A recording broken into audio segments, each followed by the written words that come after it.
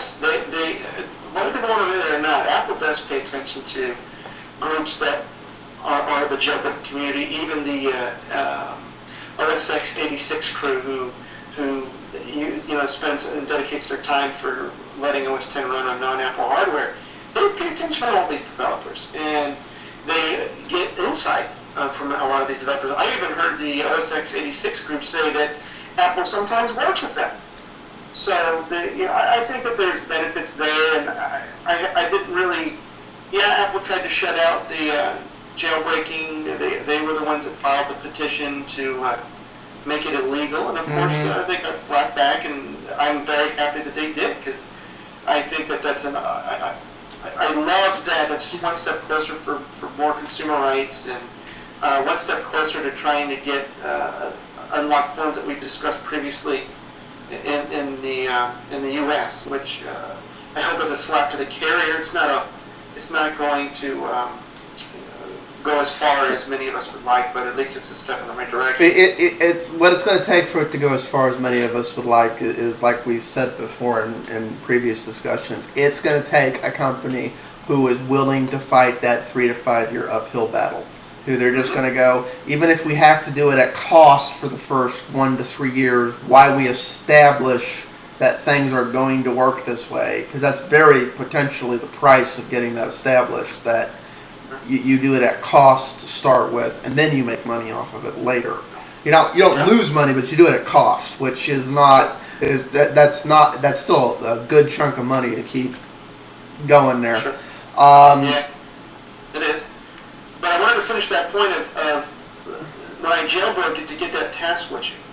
The task switching that I had on my iPhone, I prefer than the iPhone, the iOS 4 version of task switching. Now, I know that Apple could not duplicate the jailbreaking way of task switching. And of course, everybody knows I'm very partial to WebOS. What happened to be that the jailbreaking community of the iPhone duplicated the card functionality of WebOS. Are there any legal issues there, or did they use their own code? Okay. Yeah, Apple could not duplicate that functionality. That would just simply be another patent dispute that goes out, and that's partially why. And I was glad to see that Apple did try to buy Palm. Of course, they didn't front up as much money as HP did, but we later on find that Apple was definitely interested in, and Apple saw a tremendous amount of value in the intellectual property that's behind WebOS. I will tell you what I find really interesting about that, especially in retrospect, is a lot of the key elements you're talking about and so on and so forth with WebOS were done by designers that Apple wouldn't let do it at Apple. That's right. It's like because Apple was tying their hands behind their back, so they went into Palm and did the WebOS project. Yes. It's like Apple could have had all these features if they just let their designers do what their designers do. And I feel that you can call me. I admit to being partial to this, but I'll debate my points on why. But I also can relate to this exactly what you just said.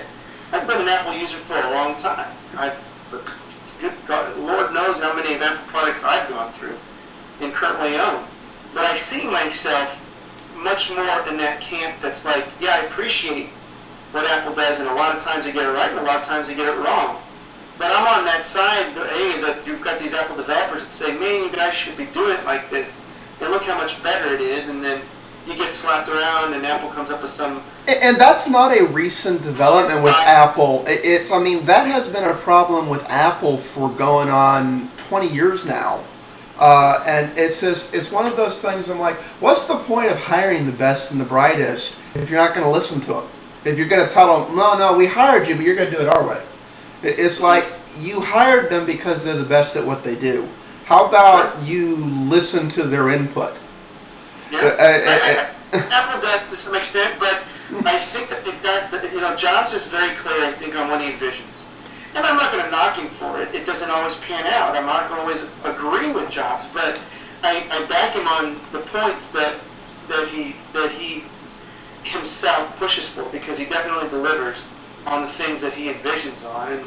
And of course, I'm not always a big supporter of that, and probably more times than not, I'm a big critique of that. But I'm not going to knock the principle of Well, no, see, and honestly, this whole thing could be fixed if Apple would just add one step to its development process, and that would be they do it the Steve Jobs way, and then after they do it the Steve Jobs way, before they go to full production with the product, they do it the Steve Jobs way plus, designer camp A, designer camp B, designer camp C, and they add those things up, and they do a very secure beta testing. And it's not like this stuff doesn't make it into the rumor mill anyways. People are like, oh, well, if they did that, it'd all make it into the rumor mill. It makes it into the rumor mill anyways. You have people who are doing this stuff overseas who leak it and so on. It's like, do a test with actual consumers.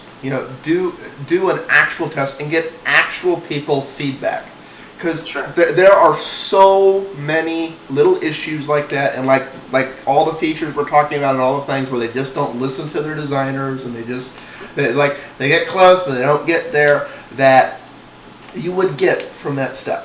You would. And even though Steve Jobs doesn't like it, if 7 out of the 10 end users say we'd prefer it, Jobs, you're great, but on this particular instance, you're just not quite right.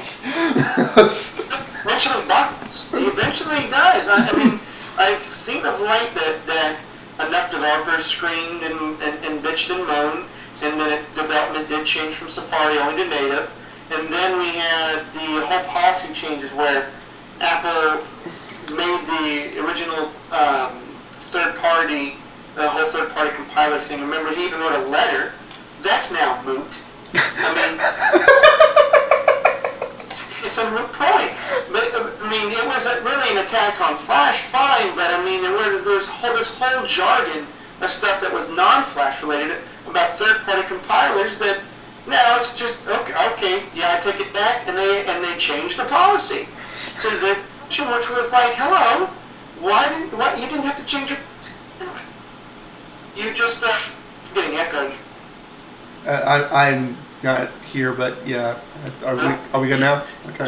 Anyway, it was basically why didn't you change the policy, Apple, to begin with? If you made it and then obviously retracted it and I guess realized the error of your ways. Well, the same thing. I was shocked that the bumpers were given away for free. I wasn't. I wasn't shocked. I was. The only thing that surprised me about that was that Apple had that much common sense.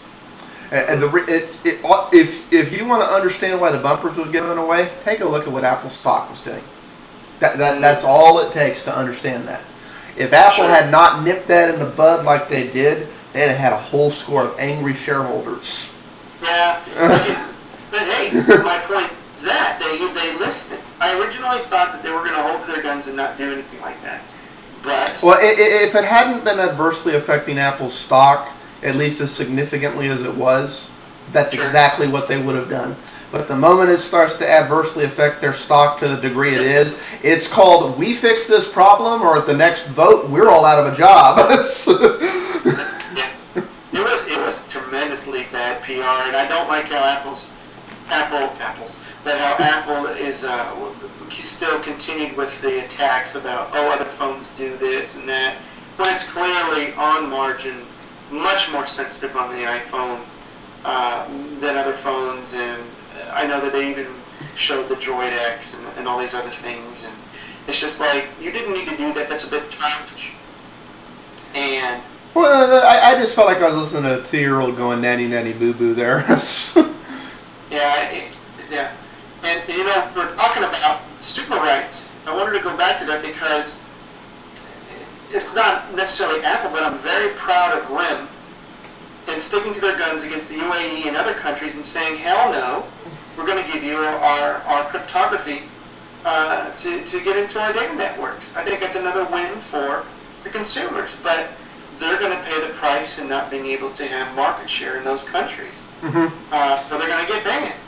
And I'm a big Blackberry fan. I don't like how BlackBerry seems that they feel that they need to compete against the iPhone. Well, no. That's the thing. What BlackBerry does good, but the problem is this is a niche market that really only appeals to enterprise.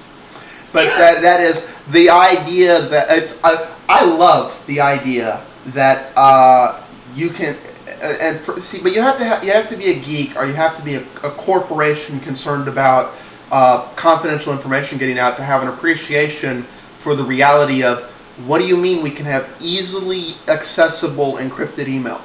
It's like, what do you mean? But you have, that is a very niche market. The average end user could care less that everybody can read their emails. I know, but that's sad though. I mean, it's, for instance, even when I was doing, I'm doing development on inventory systems, and some of it, they definitely want their information encrypted, which has led me to being part of, programs where, I don't know if you're familiar with Sybase, but Sybase has encrypted within their applications, encrypted data going into some of their products. Right. That add another layer of security, and a lot of times it's very sensitive.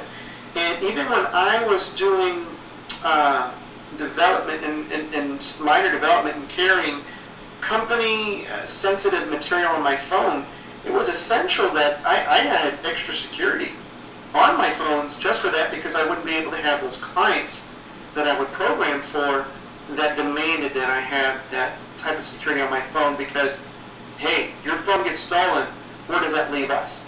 Even for other situations of having VPN information, where I would establish VPNs from my iPhone to other networks, considered extremely sensitive information that they did not want leaked out. I don't blame them, and good for them. I really hope that the other countries understand and say, look, you're not going to be Big Brother coming into every damn thing in life, and just learn to accept it and figure and be more creative and find other ways for signal off intelligence if that's really the true target that you're trying to do in the name of national security. But I wanted to make that segue, since we're talking about consumer rights and jailbreak. Well, no, it's I've always found this hysterical. It's like in the EU we hate our companies. It's like in the U.S. we hate our government. It's like the logic behind that, I can't figure it out. It's like, anyways, I don't know if hopefully I don't have time to get in this. We only got like 3 minutes left in this part. Okay, looks like I'm probably going to wind up cutting this a little weird. Anyways,